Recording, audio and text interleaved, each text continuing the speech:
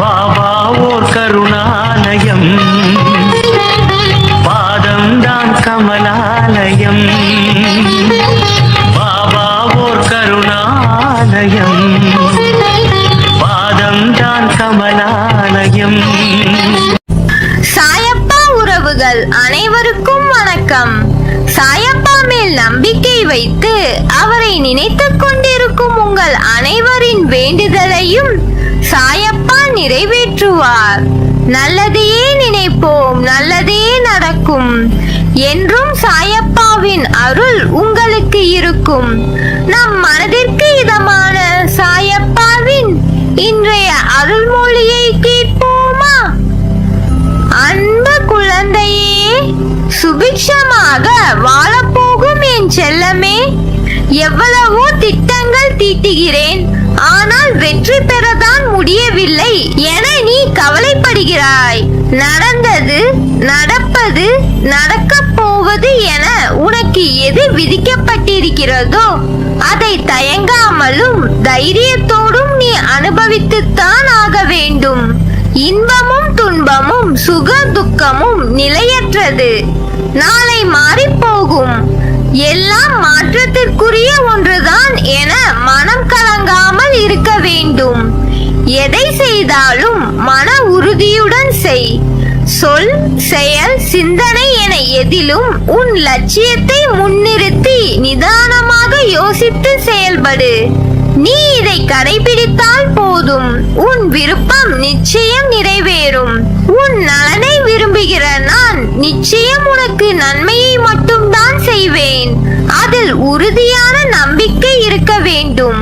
உன்னை அறியாது ஒருவித பயம் உன் மனதில் ஏற்படுவதால் இது நடக்குமோ நடக்காதோ என சந்தேகப்பட்டு கொண்டே இருக்கிறாய்.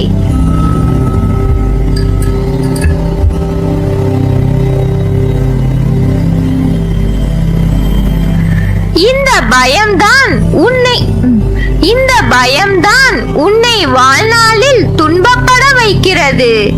இதனால் உன் மனம் ஒவ்வொரு கணமும் நிம்மதி மற்றும் சாந்தியின்றி சஞ்சலங்களிலும் கவலைகளிலும் எந்நேரமும் மூழ்கியே கிடக்கிறது. பொறுமையோடு இரு.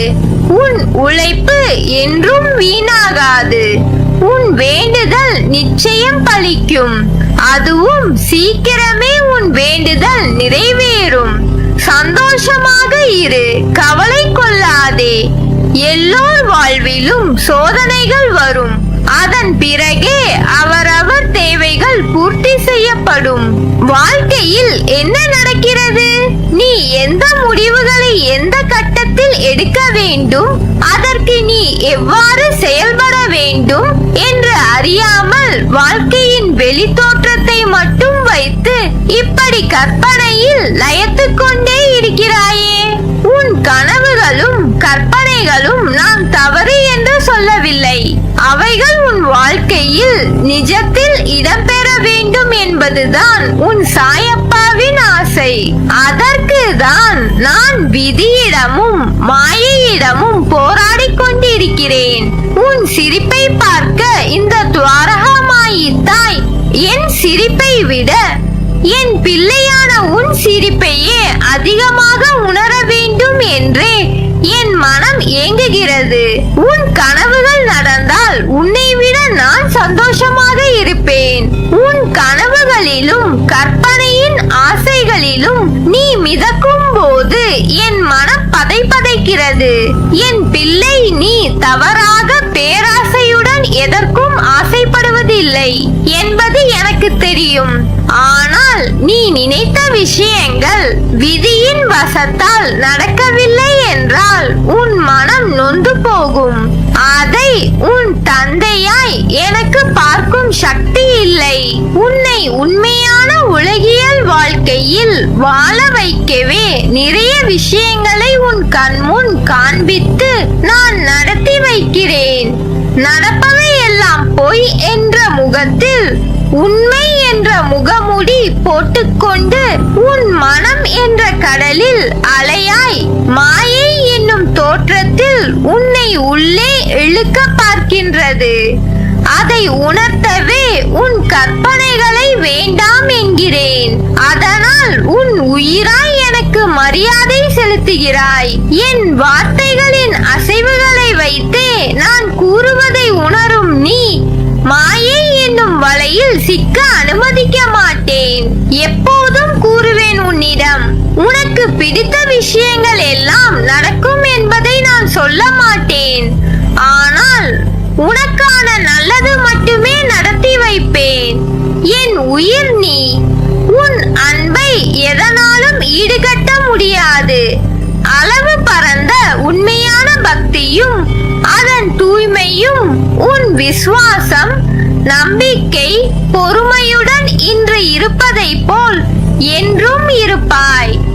என் குழந்தையாய், நம் பந்தம் ஜென்ம ஜென்மமாய் தொடர்கிறது. வாழ்வில் நேர்மையாகவும் உண்மையாகவும் இரு. நிச்சயம் உயர்வு தானாக வரும். நிச்சயம் நீ வெற்றி பெறுவாய். வாழ்க்கையில் வெற்றி பெற்றே தீருவேன் என்று இருக்கும் நீ ஏன் அடிக்கடி நம்பிக்கை இல்லாமல் உன் கடமைகளில் இருந்து பின்வாங்குகிறாய்? மனம் தளராதே. வாழ்வில் பிரச்சனைகள் வரத்தான் செய்யும். அதற்காக எந்த காரியத்தையும் தள்ளி போடாதே. தொடர்ந்து தோல்விகளை சந்திக்கிறோமே என்று வருந்தாதே. விளைநிலமாயினும் அதை உழுதால்தான் பயிரிட முடியும். அதைப்போல் வாழ்வில் தடைகள் எதிர்கொண்டால்தான் வெற்றி பெற இயலும். எதை கண்டும் அஞ்சாமல் நம்பிக்கையோடு முயற்சி செய்து கொண்டே இரு. உன்னுடைய துன்பங்கள் எல்லாம் சேர்ந்து உன்னை பல இடங்களில் விரக்தியின் வெளிப்பாடாய் கோபப்பட வைக்கிறது. அது உனக்கு நல்லதல்ல குழந்தையே. கோபம் ஒருவரை வாழ வைக்க வேண்டுமே தவிர வீழ்த்தி புண்படுத்த கூடாது. எனக்கு எதிராக தவறு நடக்கும் போது எப்படி கோபப்படாமல் இருப்பது என்று நீ என்னை பார்த்து கேட்பது புரிகிறது. கோபம் நல்லதே. அதை இடம் பொருள் உணர்ந்து வெளிப்படுத்தினால். கோபம் நெருப்பு போன்றது. நெருப்பு விளக்கு ஏற்றவும் உதவும், அதே சமயம் வீட்டை எரிக்கவும் செய்யும். எனவே கோபப்படுவதற்கு முன் ஒரு நிமிடம் நிதானமாக நன்கு யோசித்து செயல்படு. அவசரப்பட்டு வார்த்தைகளை கொட்டிவிடாதே. உன்னை நேசிக்கும் உள்ளங்கள் மீது என்றும் கோபப்படாதே. ஒன்றை புரிந்து கொள் குழந்தையே. வாழ்வில் சாதிக்க, வெற்றி பெற நம்பிக்கையும் ஊக்கமும் தான் அவசியம். அது இருந்தால் கல்வி அறிவோ பொருளாதாரமோ இல்லாதவனும் கூட முன்னேறுவதும் வெற்றி பெறுவதும் உறுதி. நீ எடுக்கும் முடிவுகளை நிதானத்தோடும் நம்பிக்கையோடும் பிறருக்கு தீங்கு இழைக்காத வண்ணம் எடுக்க வேண்டும். தேவைகள் எப்பொழுதும் மாறிக்கொண்டே இருக்கும். முதலில் அந்த எண்ணத்தை சமநிலைப்படுத்து. அப்போதுதான் உன்னால் எதிர்பாராமல் வரும் தாமதங்களையும் தடைகளையும் எதிர்கொள்ள இயலும். கஷ்ட நஷ்டங்கள் வாழ்வின் ஒரு பகுதிதான் என்பதை தீர்க்கமாக புரிந்து கொள். அதுவே வாழ்க்கை கிடையாது.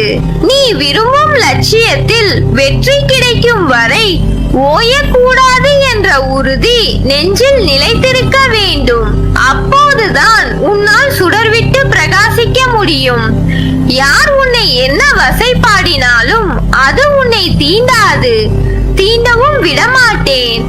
அதற்கான பலனை அவர்கள் சந்திப்பார்கள். உன் தற்போதைய நிலை கண்டு கலங்காதே. நம்பிக்கை இழக்காதே. கொஞ்சம் பொறுமை காத்துக்கொள். உனக்கு நல்லதே நடக்கும். முதலில் வாழ்க்கையை நினைத்து பயப்படுவதை நிறுத்து. பயம் புத்தியை மழுங்க வைத்துவிடும். பயம் எதிர்மறை எண்ணங்களை உருவாக்கும். எனவே எதற்காகவும் பயப்படாதே. நம்பிக்கையோடும் பொறுமையோடும் நீ உன் கடமைகளை செய். நிச்சயமாக உன்னுடைய இந்த நிலை மாறி வாழ்வில் வெற்றி பெறுவாய். உன் வேண்டுதல்கள் பலிக்கும். எல்லா சூழ்நிலைகளிலும் துணை நிற்பேன். என் வார்த்தைகள் மீது நம்பிக்கை வைத்து செயல்படு. நீ எல்லா செல்வ வளங்களையும் பெற்று சீரும் சிறப்புமாய் வாழ்வாய். கவலைப்படாதே, நான் இருக்கிறேன் உன்னோடு என்றும் என்றென்றும். நல்லதே நடக்கும். நீ என் பரிபூர்ண அருளும் ஆசிர்வாதமும் அன்பும் பெற்ற என் செல்ல பிள்ளை